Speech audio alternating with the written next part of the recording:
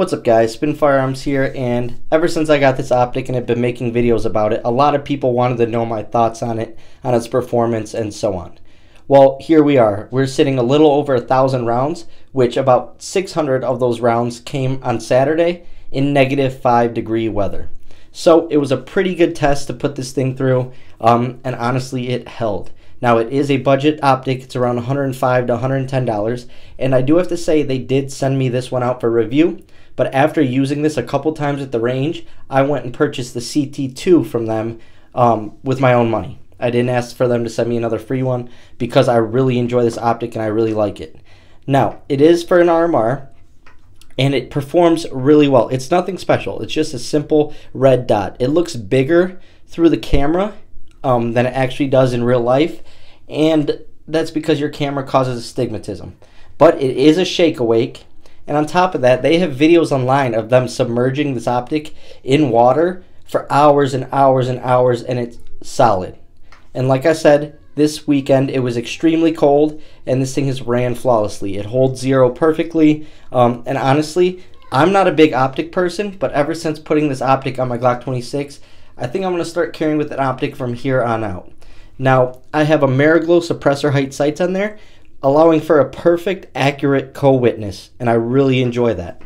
To be honest, this thing is dead on accurate. I really enjoyed it. I shot from all the way out to like 60 yards or 70 yards at some point, and the thing was still hitting. It's really fast, very easy to get back on target, and if you have astigmatism in your eye, this is the way to go. You don't need the fancy crosshairs and the circles and all that. All you need is that dot.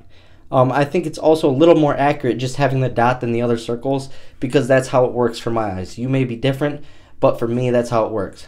This is an amazing option. It is durable. It has these nice serrations on it. So I was even racking my slide from the optic, you know, a little bit on the optic, a little on my slide right here, and it was fine.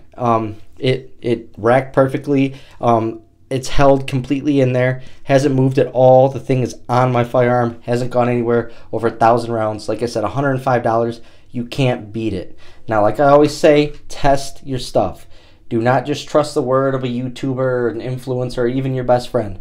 Test it first, see how it works for you, and then decide if you're going to carry this. But to be honest, I trust my life with it. And like I said, if anything ever happens with that, I do have the co-witnessing. I have the regular sights. Now, as you can see, I do have a white outline on my tritium front sight.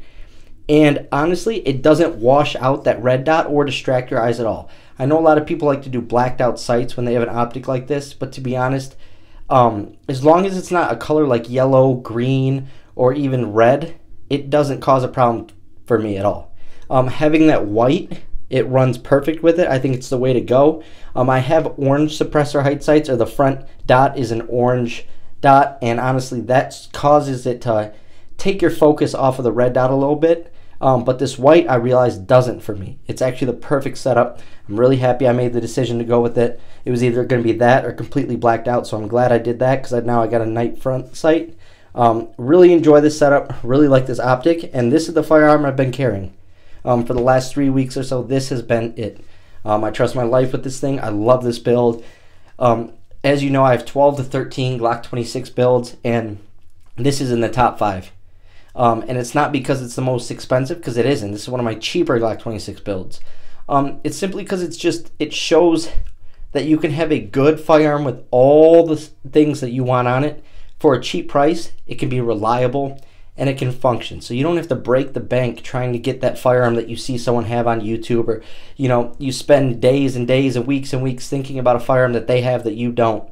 You can make something beautiful like this build right here that's simple, and it just functions. It does its job. The Wolf0 has been a great optic. It's, like I said, ran in cold weather.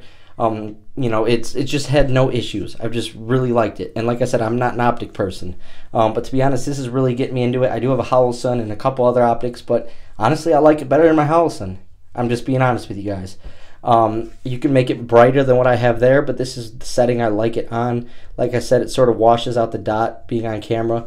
But anyways, yeah, that's the Cyelee Wolf0, the CT2 review coming soon. I haven't shot with it yet, but it's going on my Glock 19 build.